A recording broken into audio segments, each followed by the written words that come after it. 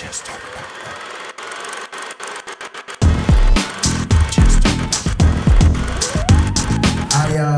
started acting when 1996. I'd taken some classes, kind of like local classes, because my sister was taking classes, and sometimes I think you kind of want to do what your older siblings doing.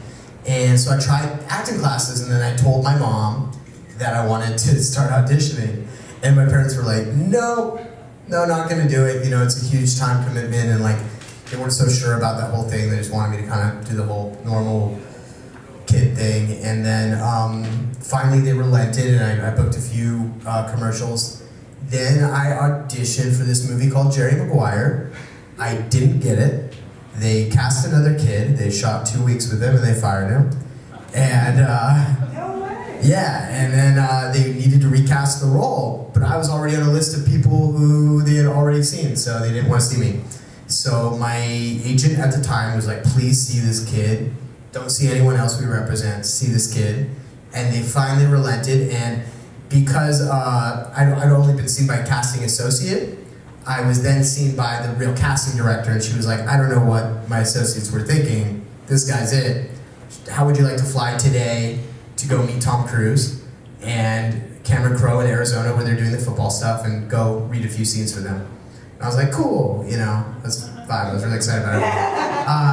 And so then got on a plane with my parents, and we went and sat in Tom Cruise's trailer and waited for him, and I read some scenes with him and told him I feel the need for speed, which he liked, and ended up getting the movie, which was great. And then, I mean, that was really what started out for me. I realized shortly when I started filming, there's obviously, you know, as I get older, how much stuff do you really remember when you're 5 or 6? But there's feelings you associate with, and that feeling has never really left me, and it's kind of like being in love, and that's what it is with acting with me, and that's why to this day it's still doing it regardless. I mean, if there's anything I could do that was not as detrimental to my mental health, that was also as rewarding, I'd do it. But there's nothing I can, you know, even imagine doing that makes me nearly as happy. You know, of course there's peaks and valleys, and you know, it can get really hard, but it's what I love at the end of the day, and it's worth it all. You know, I mean, at one yes to get a part in a movie is worth a million no's, and it is really the best living in the world, and I feel grateful that I'm still doing it, and I'm not mad about it at all. I still love it. I still go to acting class every week. I do theater. I make my own projects. I couldn't be happier doing what I do. You know, even if currently, like, yeah, I want to strive for bigger things. I want to do bigger, you know, cooler, you know, new things. I want to show people what I'm like right now, you know, as an adult. But at the end of the day, I'm really lucky to go play. Like, I have an audition, I get it, and I just go make a fool of myself in a room. I'm like, okay, that was Monday, you know? It's never, you know, even in the dull moments, it's not really a dull moment. And, you know, I'm grateful that I had a lot of my parents supported me taking this path, and my friends, and I'm really just happy to be still doing it, still alive, you know? Awesome. No, you said, if you don't mind, you said that you met Tom Cruise. Yeah. And you gave him, you feel the need for speed. Yeah. Did you actually know Tom Cruise? Like, did you know of Tom Cruise at that point? Top Gun is my favorite movie. No. Yeah, so my parents showed me Top Gun before I auditioned for it. And I was like, I want to meet Maverick. I want to meet Maverick. And they're like, yeah, well, you know, he's Tom Cruise. I'm like, Maverick. You know, so I was obsessed with Top Gun. I had a little, like, black leather fighter pilot jacket that I'd wear. And I actually still have a poster from Tom, and he knows how much I love Top Gun. It wasn't a Top Gun poster, it was when Mission Impossible was coming out, so I got the original Mission Impossible poster, and he signed it for me. You can be my wingman anytime.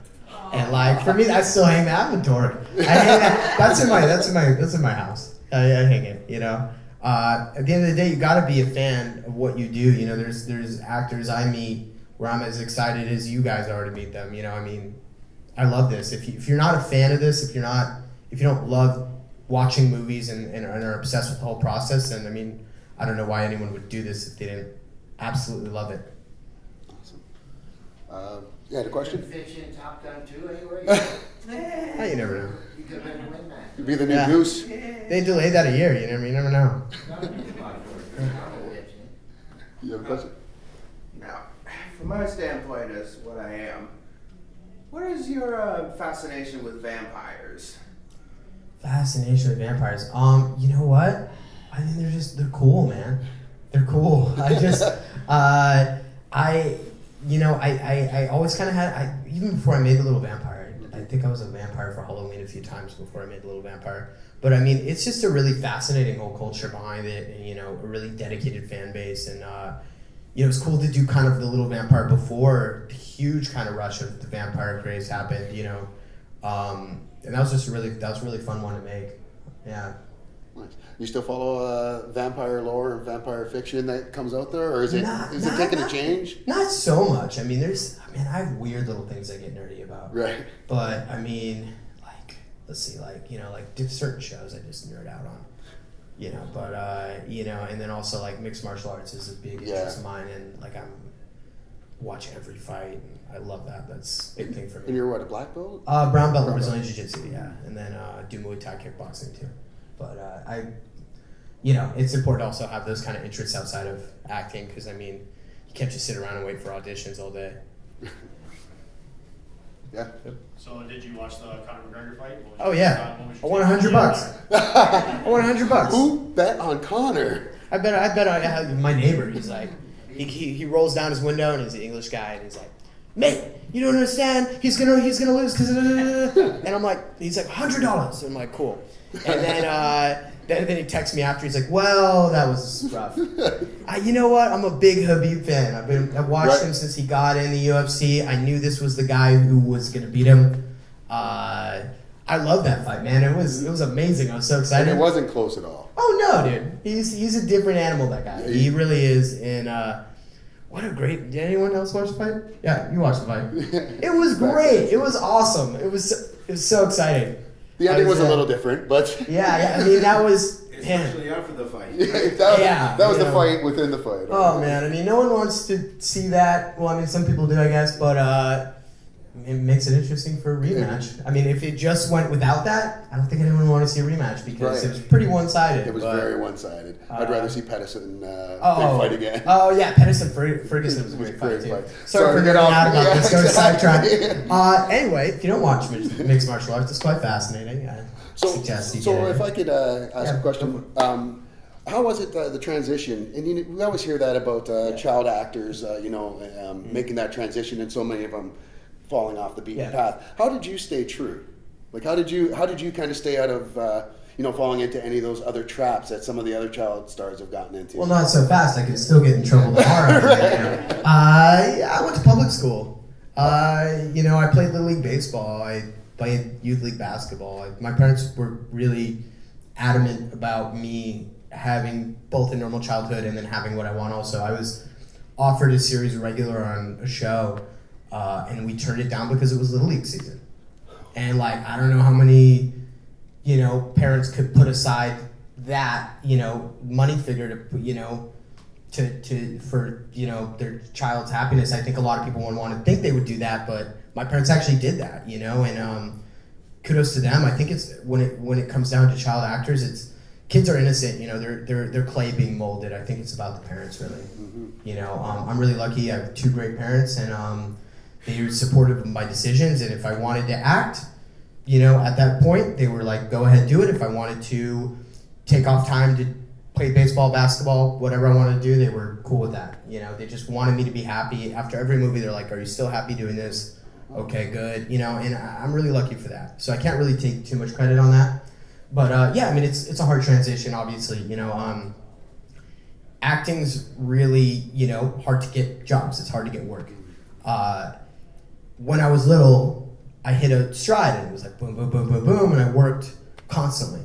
Never took it for granted at all, but I've seen both sides of it now, where everyone wanted to meet with me, everyone wanted to have me in their, project, and then now it's like I go in there and I fight, tooth and nail for everything. Now I go and I audition against someone who has one credit, and I'm not mad about it. I want to show people what I can do now, but you know, it's really rough. And like I said, if you don't love something like this, like love it, then it's really not worth doing it. Because if you want to be rich, there's a million other careers where that's more likely to happen. If you want to be famous, you know, you can go be famous in other ways, because it is, you know, it's a rough industry, and it's one of those things where the best thing is to not take it personally. You know, I think that I've been guilty of it, honestly, and where you go like, why, you know, you want to put your finger naturally, that's your human instinct, at someone else. I'm not working because of this, and that. But the minute I started taking responsibility and going, no, I need to work harder, I need to do this, I need to go to acting class, is the minute I started working again. You know, and I've actually made more movies as an adult than I have as a kid, which was a cool threshold to pass. It was like a kind of cool mental barrier for me. But yeah, none of them have hit the public consciousness the way stuff I did in the past did. But like, whatever. I'm having an amazing time. I get to adventure and play all day. And I know for me, the best is yet to come. Yeah, it's first of all, it's an honor to meet you. Nice to meet you. Oh, thank you. My name is Jeremy. I'm a high school teacher. I also taught in elementary, and I work with students. I'm going to use this video, and it's about perseverance. So I'd like you to deliver a little message about perseverance, because you come from a tough world when it comes to rejection and whatnot. And also, I want to also incorporate jiu-jitsu into this, because I roll myself, and you know that it builds grit. And I want you to explain how that it creates character in you. Okay. And also, would you take on CM Punk? I'm going to move aside for this one.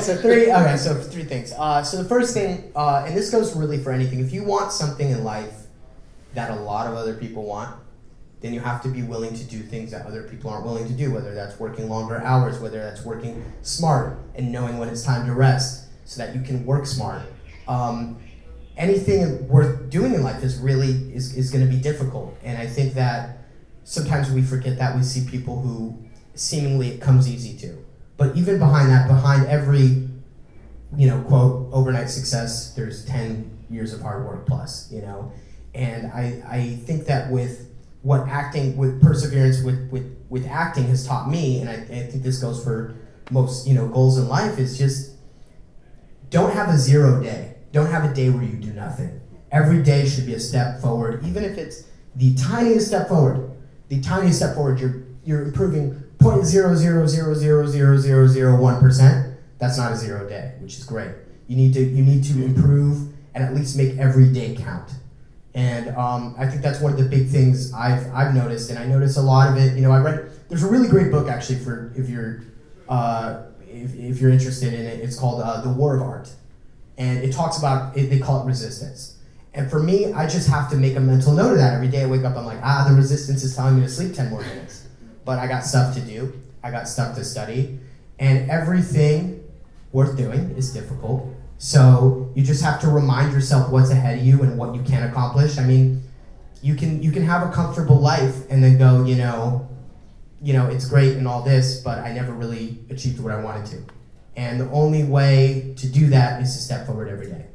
And sometimes it's really hard, you know, sometimes you get down to the dumps and things aren't coming as fast, you know, as you want them to.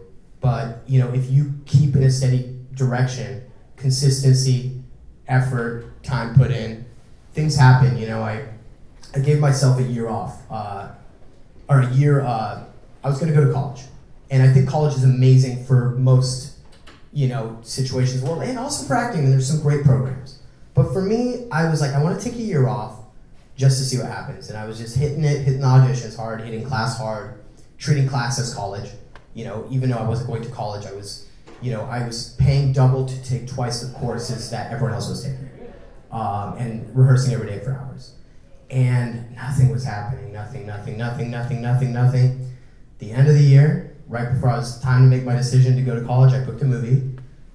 It ended up being such a great experience. I fell in love with acting again, and I realized, you know what, it's all right if it doesn't come easy, and it's all right if it takes time. There's nothing wrong with that. If you are pursuing and you're in the act of doing, then you're never a loser, and you're never a failure. Because the only times I've ever really, you know, had a huge success is after I failed. I didn't originally get Jerry Maguire.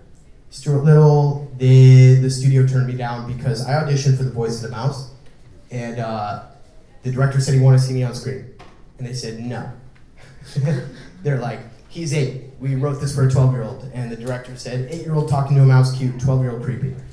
And so they gave me a screen test, and I prepared so hard for that screen test. At 8 years old, I was putting in effort, or 7 years old, and worked on it with my mom, and I went in there and I let it rip, and they gave me the role. And I think that it's just about keeping these, mostly, and sorry I'm a little tired, but it's just about keeping most of these things in your mind all the time. Like, okay, that's just my resistance speaking. Whenever you don't want to do something, when it comes to what you ultimately want to achieve, most likely it's something you should be doing. If it scares you a little, you might be onto something.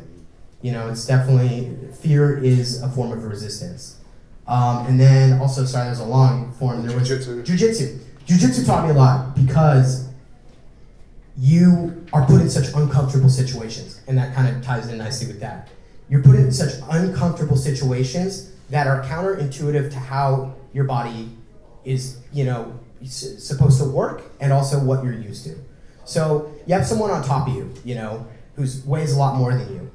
Your human instinct brings up that fight or flight. Like, what do I do? Do I freak out?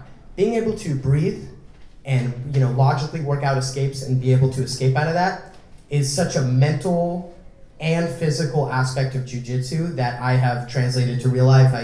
Sometimes I think, when I'm having a tough day with something, I go, you know what? I've been through such tough training where I thought that was going to be the end, or I was just going to pass out, and I've been through that already. I've been through a more tough, rigorous physical activity than, probably most people,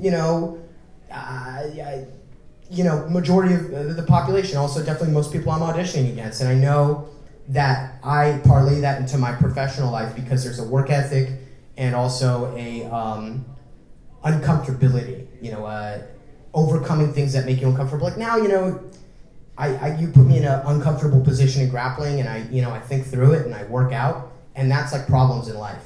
If you worry about things, nothing's ever going to get done. If you take a deep breath and you start somewhere, consistently putting time in, then it's it's easier to overcome. And so yeah, and then CM Punk, it's a little bigger than me. I definitely do a grappling match with him. But yeah, to end on perseverance, I think that jiu-jitsu or anything you can put your full focus on that you can improve on any day is something that you can parlay into success for real life. And jiu-jitsu is a great one.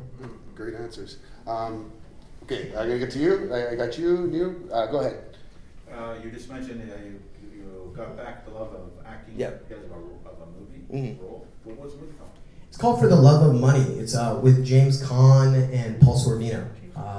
It's on YouTube. Or I think you can buy it on YouTube now. I rented it on YouTube. I think it was on Netflix for a while. I don't think it's on Netflix anymore. But it was a small part in something like that really just kind of gave me my confidence back. Because not being confident, another form of like what I talked about with resistance is not being confident, and that comes from lack of practice. The more you practice, the more you're prepared, the less scared you are to attack those things that are potentially scary. Just one more question. Am I correct? Were you on the Jeff Foxworthy Show? Yes, I was. They were supposed to have a daughter, and then I popped out season 2. I don't know. Rewrites. I don't know. So how was that? And I guess how was working with Haley Joel Osment on the show? Oh, Haley's really cool. I talked to him like a year ago. He's a nice guy. He's really good. He's a really, really good dude. And Jeff Foxworthy was so awesome to work with. Nice. All right, we'll get you. Sure. You may not remember, but maybe your parents told you about how did your life change after Jerry Maguire? And I guess the second part was, did you think the movie would be as big as it was, or kind of become like the cultural phenomenon? Well, I had no clue.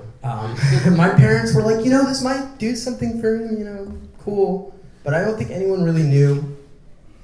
That movie, whether I was in it or not, is magic. There's a lot of amazingly talented people in there, and a lot of people working at their highest level. And I don't think we really could have, guessed that. And it was interesting. It did change my life a lot. I was very recognizable for definitely a long period after that. And that just changes, your every day-to-day activities and, sometimes safety as a parent, you know, it can become more of a concern. And my parents handled it really well. And but yeah, it's definitely like it changed everything forever, you know. And I think mostly in a positive way. And I think we all agree that movie isn't the same without you, though. Oh, thank you. I appreciate it. Well, honestly, and that's not just saying because you're here. Like you and Tom had that great connection that I think all of us kind of like fell in love with, you know. So wait I think you're selling yourself a little short. Wait until that footage comes out of that other kid. He was really cute. Do we know who the other kid was? I have no clue. But you know, he wasn't happy, so that's what sad. I was so happy on set from an early age that it was never like forcing me to go to work. You know, I love it. Yeah. To this day, I love it even more. You had another question? Yeah. What was it like working with a legend in cinema like Michael J. Fox? You know what's crazy is I didn't meet him till the second movie. Oh. Yeah, but he's awesome. He's really nice. You know, I think it's really cool, you know, to be able to say this, but working with, I've had the chance to work with some really, you know, successful, famous, talented people. Grand majority of them are so nice, you know, and I think that's like such a great thing that I get to pass on. I've been so lucky because people are probably like, you know, someone's so mean, or, you know, Michael J. Fox is so nice, Janet Davis is great, Hugh Laurie is great, Tom Cruise is great, Renee Zellweger was great, Cuba Gooding Jr., really great guy. You know, I think that it's just, I've been so lucky, and maybe that's what kind of, you know, like definitely helped my love for it, is I got to work with such nice people very early on who were very talented and very serious about what they did, but very down-to-earth, nice people. Awesome. We got one in the back there, Supergirl. I saw your drop the mic with Danielle Fischel. Yeah. What was your preparation for that? Did you actually just say stuff on the flyer, or did you actually prepare stuff to say to her? Okay, I don't know what I'm supposed to. They have writers. I rewrote some stuff, though. I'll have you know. I got it like the night before. You know, I'm friends with the producer of the show, who's Danielle's fiance. And he's like, he hits me up one night. He's like, hey, you want, you know, battle rap Danielle tomorrow? I'm like, sure. You know, and we just practiced a few times, and that was another thing. Like, that gave me anxiety. And I'm talking about being uncomfortable. That gave me anxiety doing that. I'd never rapped in front of a crowd before.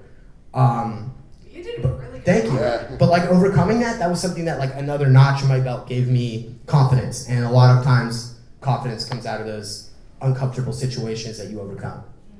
Perfect. Cool. Anybody else? Currently, what are you working on before we go? You know what? I got to do this really great project with one of my favorite playwrights of all time, Teresa Rebeck, and it was a little short I did, and right now that's in post-production. And then I also did a show that I can't talk about. Ooh. It's not crazy exciting. It's silly, funny, and good, and you know, it's a competition show. So I think Dancing with the Stars. No, I